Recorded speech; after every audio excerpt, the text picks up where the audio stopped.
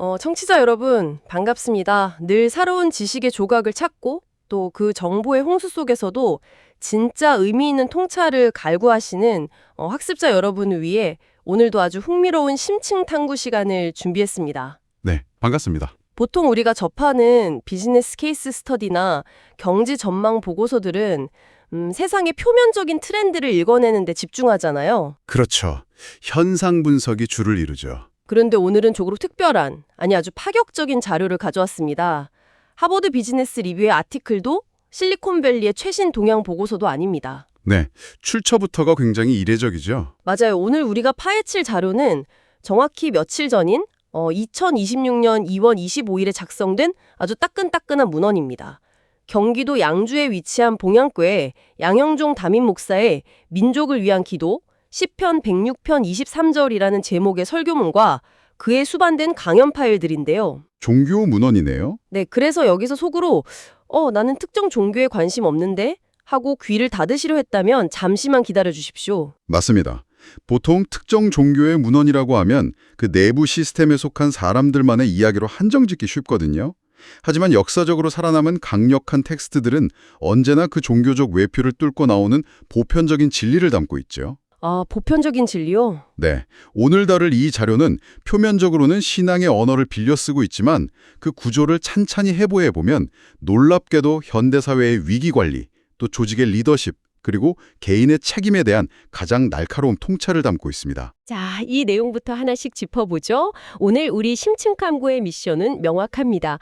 이 텍스트가 입고 있는 종교적 언어라는 겉옷을 살짝 걷어내고 청취자님의 일상과 비즈니스 현장에 바로 적용할 수 있는 리더십의 정수를 완벽하게 추출해내는 것입니다. 아주 기대가 되네요.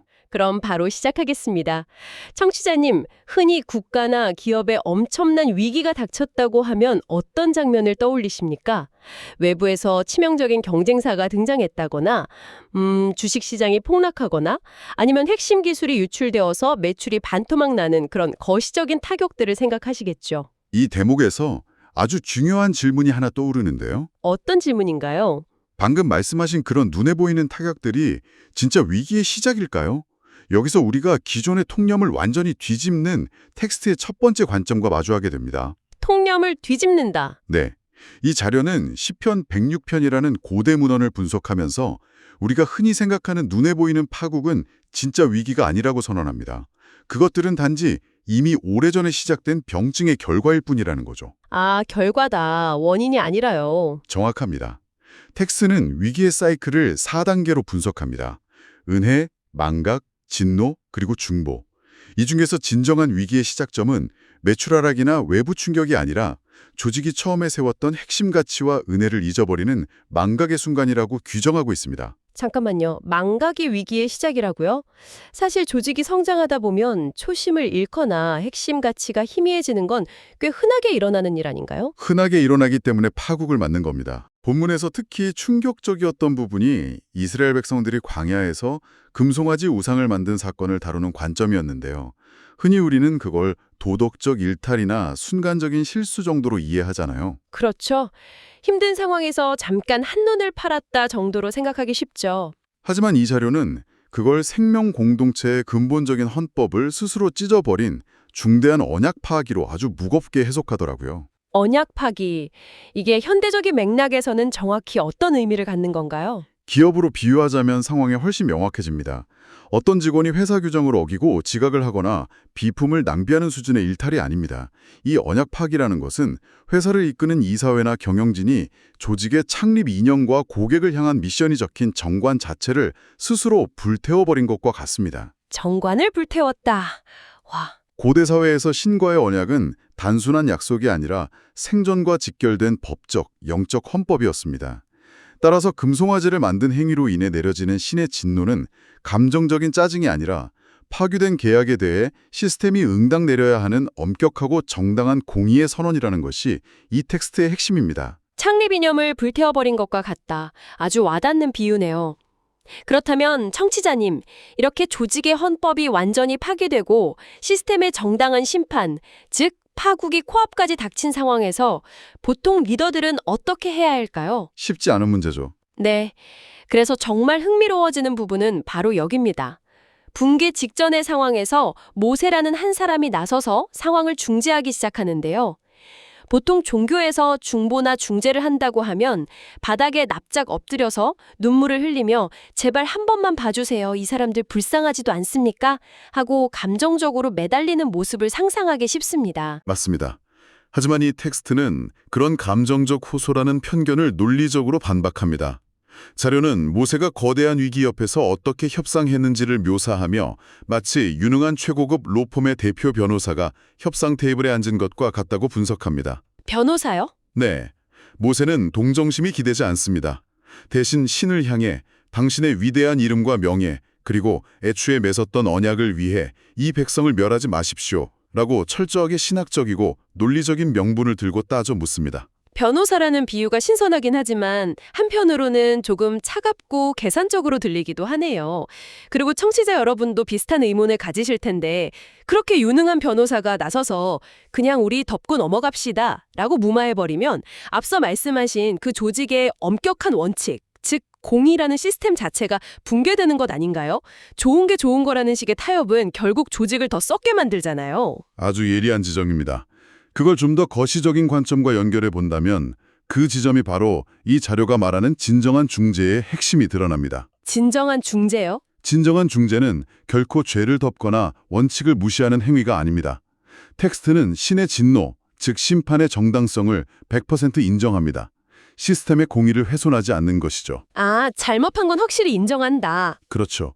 진정한 리더십으로서의 중보란 그 엄격한 원칙을 그대로 살려두면서도 동시에 자비가 흘러갈 수 있는 전혀 새로운 대안적 통로를 개척해내는 고도의 행위입니다. 원칙과 자비를 동시에 살린다. 네, 자료는 이 논리를 더 확장시켜서 모세는 쏟아지는 진노의 앞에 서서 논리로 방패 역할을 했다면 훗날 예수는 아예 그 진노의 아래로 직접 들어가 타격을 온몸으로 흡수했다는 신학적 발전 과정까지 정교하게 설명합니다. 원칙과 자비라는 양립 불가능해 보이는 두 가지를 스스로의 희생을 통해 조화시키는 궁극의 리더십인 셈이죠. 원칙을 지키되 새로운 자비의 통로를 연다. 정말 깊이 있는 통찰이네요. 이렇게 치열한 논리 전개 끝에 텍스트는 시편 106편 23절에 아주 짧지만 묵직한 가정법 문장 하나를 조명합니다. 모세가 그 앞에서 중재하지 아니하였더라면 이 구절이죠. 맞습니다. 이 거대한 역사적 위기 앞에서는 보통 시대적 흐름이나 망가진 시스템을 탓하기 바쁜데 이 문서는 역사의 거대한 방향성이 바로 무너진 틈 사이를 막아선 한 사람의 개입으로 완전히 뒤바뀔 수 있다고 선언하고 있습니다. 에스겔 22장 30절에 등장하는 무너진 틈을 막아서는 사람이라는 은유와도 정확히 맞닿아 있는 대목이죠. 우리는 종종 거대한 시스템의 모순이나 사회적 위기 앞에서 내가 도대체 뭘 할 수 있겠어라며 체념하고 무기력해집니다. 대부분 그렇죠. 너무 거대하니까요. 하지만 이 텍스트는 역사를 거시적인 구조로만 해석하는 것을 거부합니다. 책임을 끌어안는 개인의 주체적인 개입 유무가 역사의 분기점이 된다고 역설하는 것입니다. 이 철학적인 메시지가 단순히 고대의 텍스트에 머물지 않고 현대의 현실로 생생하게 소환된다는 점이 이 자료의 진짜 묘미입니다. 자료에는 이 무너진 틈을 막아선 한 사람에 대한 두 가지 아주 구체적이고 현실적인 예화가 등장하는데요. 네, 그 예화들이 아주 인상 깊었습니다. 첫 번째는 1997년 IMF 외환위기 당시의 이야기입니다.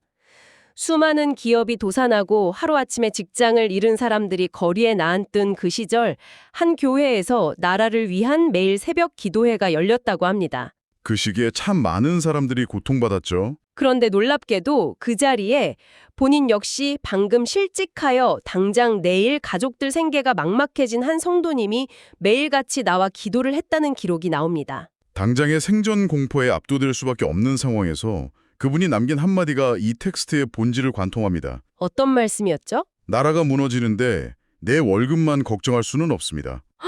이것은 단순히 종교적 헌신을 넘어선 거시적 위기를 자신의 내면적 책임으로 끌어안은 리더십의 발현입니다. 개인의 절망감에 매몰되지 않고 공동체 전체의 붕괴라는 틈에 자신이 직접 서겠다는 태도죠. 나라가 무너지는데 내 월급만 걱정할 수 없다.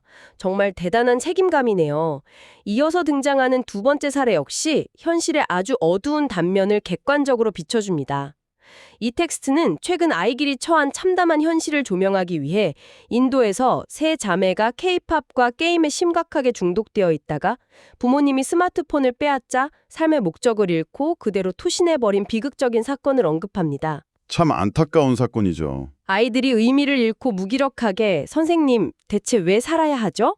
라고 묻는 이 절망적인 교실에서 지방의 한 고등학교 교사가 취한 행동이 인상적입니다.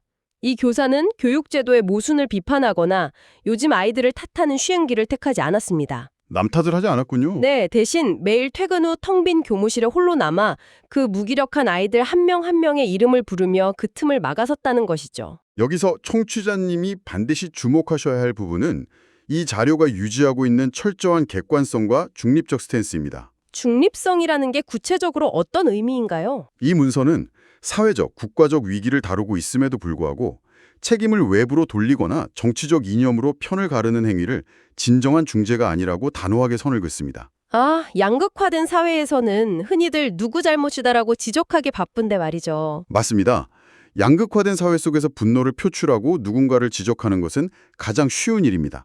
하지만 진짜 변화는 누구의 잘못이냐를 따지는 평론가의 자리가 아니라 아무도 책임지려 하지 않는 무너진 시대와 공동체 사이의 틈에 자신이 직접 들어가는 실천적 개입에서 시작된다는 것을 이 예화들은 묵묵히 증명하고 있습니다. 평론가가 아니라 실천적 개입자.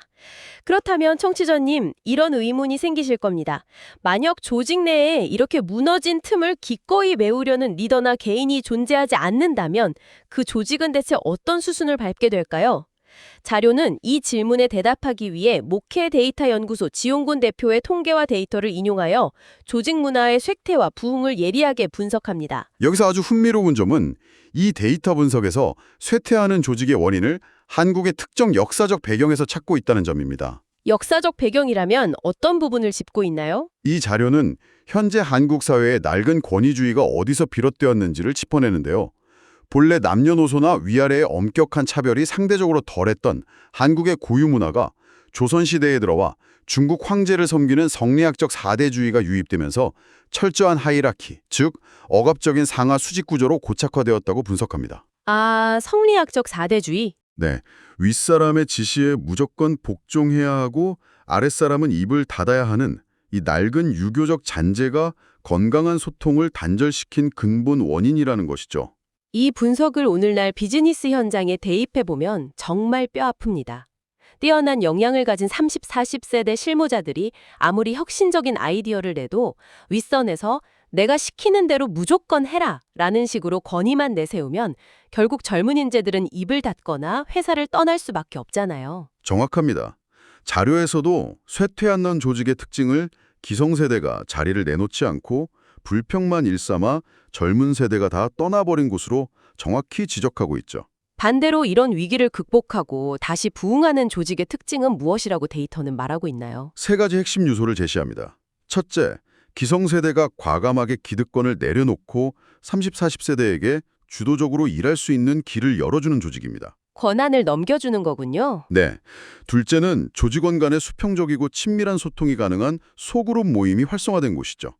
그리고 셋째, 이 부분이 실무적으로 가장 중요한데요. 뭔지 궁금하네요. 리더들이 회의실에 앉아 말로만 지시하는 위선을 버리고 단기 선교나 험한 봉사 현장처럼 가장 힘들고 굳은 일을 하는 곳에 직접 나가 묵묵히 땀 흘리는 모습을 보여줄 때입니다. 리더가 직접 현장에서 땀을 흘린다. 맞습니다.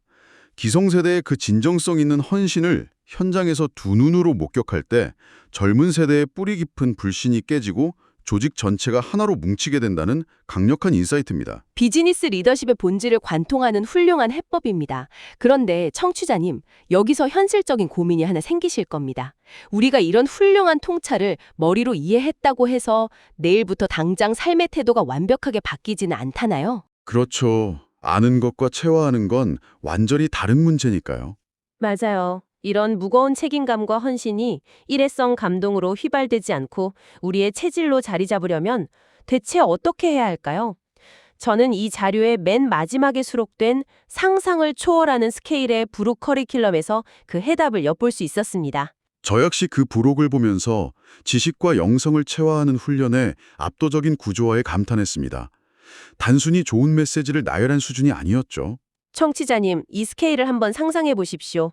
2025년 12월부터 2026년 12월까지 장장 13개월 동안 진행되는 초대형 훈련 프레임워크입니다. 놀랍게도 기도라는 단 하나의 핵심 주제만을 가지고 무려 114개의 세부 항목으로 쪼개서 매주 훈련을 진행합니다. 13개월 동안 114개의 세부 항목, 정말 엄청난 깊이죠.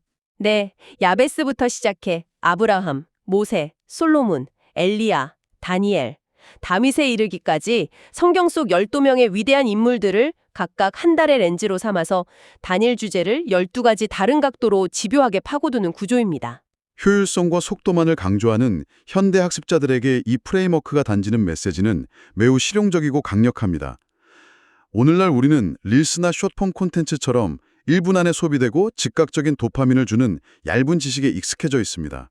정보를 빠르게 훑어보고 안다고 착각하죠. 맞아요. 저도 쇼폼 보면서 다 안다고 착각할 때가 많아요. 하지만 진정한 깨달음이 내면의 탄탄한 무기가 되기 위해서는 이 114편의 커리큘럼처럼 이토록 지루할 정도로 반복적이고 다각도에서 접근하는 고도의 구조와 훈련이 필수적입니다.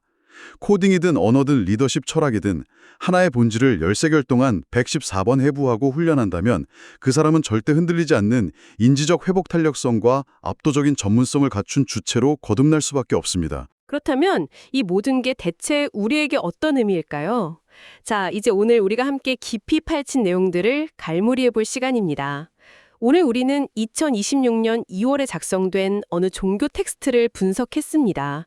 하지만 청취자님도 느끼셨겠지만 이것은 단순히 종교 내부의 이야기가 아니었습니다.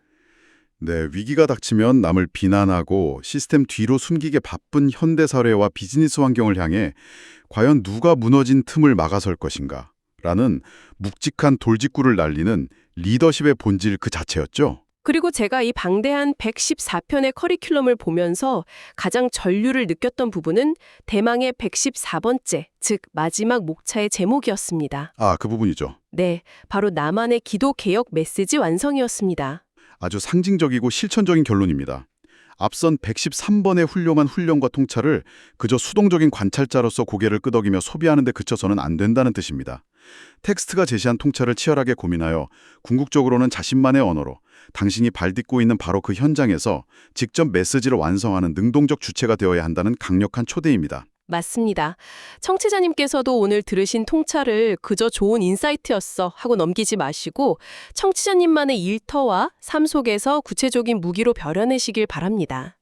자, 그럼 오늘 심층 탐구를 마무리하며 내일 그렇듯 청취자님의 사고를 한 차원 더 확장시켜줄 마지막 도발적인 질문을 던져드리겠습니다. 오늘 우리는 내내 조직과 시대에 무너진 틈을 막아서는 한 사람에 대해 이야기했습니다. 그런데 청취자님, 이 시선을 외부의 거대한 조직이나 사회가 아닌 당신의 가장 깊은 내면으로 돌려보면 어떨까요? 내면의 틈 말인가요? 네. 만약 오늘 당신을 지탱해온 개인적인 핵심 가치와 내면의 헌법이 흔들리고 심각한 공격을 받는 위기가 찾아왔다고 가정해 봅시다. 남 탓을 멈추고 외부의 틈을 메우기 이전에 지금 당신 내면의 그 갈라지고 무너진 틈새 앞에서는 과연 누가 혹은 어떤 흔들리지 않는 원칙이 당신의 헌법을 지키기 위해 변호사처럼 치열하게 협상 테이블에 앉아 있습니까? 당신 스스로 찢어버릴지도 모르는 그 내면의 정관을 끝까지 사수하고 막아서는 진짜 가치는 무엇인지 스스로에게 묻고 확인해 보시기 바랍니다. 외부의 위기를 방어하는 것을 넘어 결국 가장 치열하게 지켜내야 할 전장은 우리 내면의 헌법이었군요. 오늘 여러분의 일상 속에서 그 틈을 사수하는 본질적인 가치가 무엇인지 깊이 고민해 보시는 시간이 되길 바랍니다. 정보의 홍수 속에서도 언제나 배움의 끈을 놓지 않는 학습자 여러분의 여정을 진심으로 응원합니다. 오늘의 심층 탐구는 여기서 마치겠습니다. 함께해 주신 청취자 여러분 감사합니다.